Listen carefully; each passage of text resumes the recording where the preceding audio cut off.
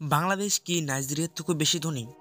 মূলত আজকের এই ভিডিওটি আমার একজন সাবস্ক্রাইবার কমেন্ট করেছেন যে নাইজেরিয়া কি বাংলাদেশের থেকেও বেশি ধনী, জানাবেন প্লিজ। তাই দেরি না করে চলুন শুরু করা যাক।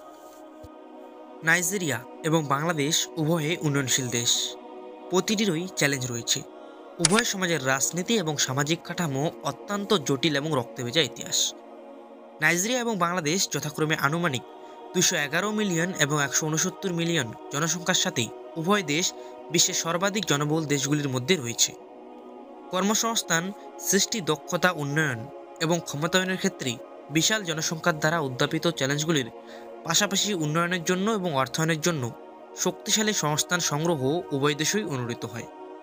একইভাবে স্বাধীনতার পরবর্তী কয়েক দশক ধরে রাজনৈতিক অস্থিতিশীলতার দীর্ঘ সময়ের দ্বারা চিহ্নিত দুটি দেশের একটি ভাগ করা ইতিহাস রয়েছে। তবুও সাম্প্রতিক সময়ে বাংলাদেশ উল্লেখযোগ্য অর্থনৈতিক অগ্রগতি রেকর্ড করতে সক্ষম হয়েছে।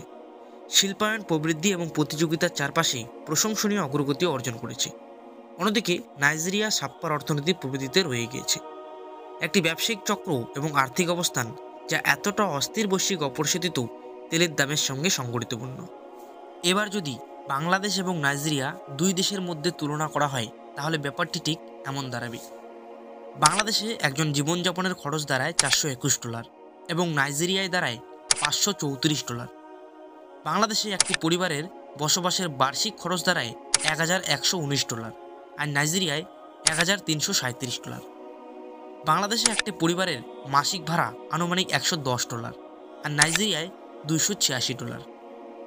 বাংলাদেশে খাবার খরচ দাঁড়ায় মাসিক $201 এবং নাইজেরিয়ায় $147।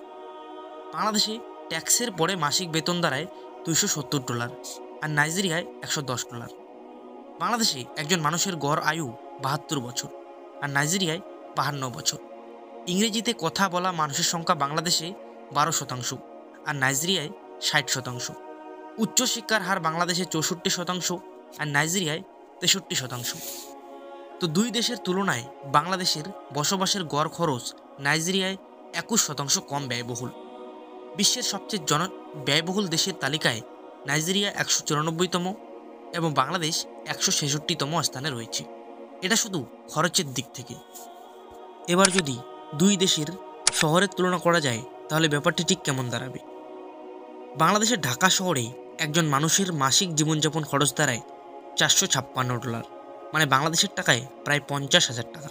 আর নাইজেরিয়ার শহর লাগোস, সেখানে একজন মানুষের মাসিক জীবনযাপন খরচ দাঁড়ায় $706, মানে বাংলাদেশের টাকায় প্রায় 80,000 টাকা।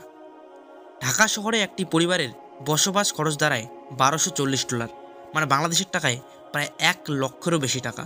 আর নাইজেরিয়ার লাগোস একটি পরিবারের জীবনযাপনের খরচ দাঁড়ায় $1913। ঢাকা শহরে ট্যাক্সের পর মাসিক বেতন দাঁড়ায় $302, মানে বাংলাদেশের টাকায় 32,000 টাকা।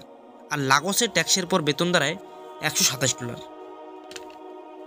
যদি বিমানবন্দরের কথা বলি, তাহলে ঢাকা শহর থেকে মাত্র 14 কিমি দূরে এবং লাগোস থেকে মাত্র 17 কিমি দূরে রয়েছে বিমানবন্দর। উচ্চশিক্ষার হার ঢাকা শহরে 72% এবং লাগোসে 46%।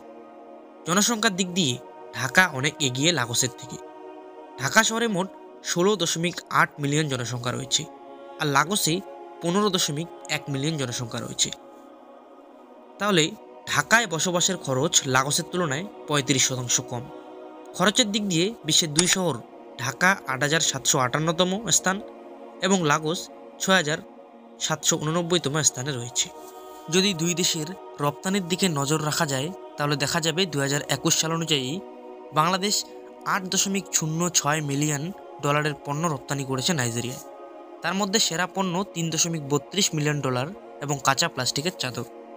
আর অন্যদিকে নাইজেরিয়া মোট $65.5 মিলিয়ন পণ্য রপ্তানি করেছে বাংলাদেশে, যার মধ্যে সেরা পণ্য পেট্রোলিয়াম গ্যাস। দুই দেশের তুলনায় বাংলাদেশ অনেক আর্থিক সচ্ছল নাইজেরিয়ার থেকে। এছাড়া প্রধান আন্তর্জাতিক সংবাদপত্রের শিরোনামগুলি বাংলাদেশের উদ্যান এবং উদ্যানের লাইন বরাবর পড়া হয়, কিন্তু নাইজেরিয়ার চিত্রটি বিপরীত, যা দেশের অস্থির অবস্থা প্রতিফলিত করে।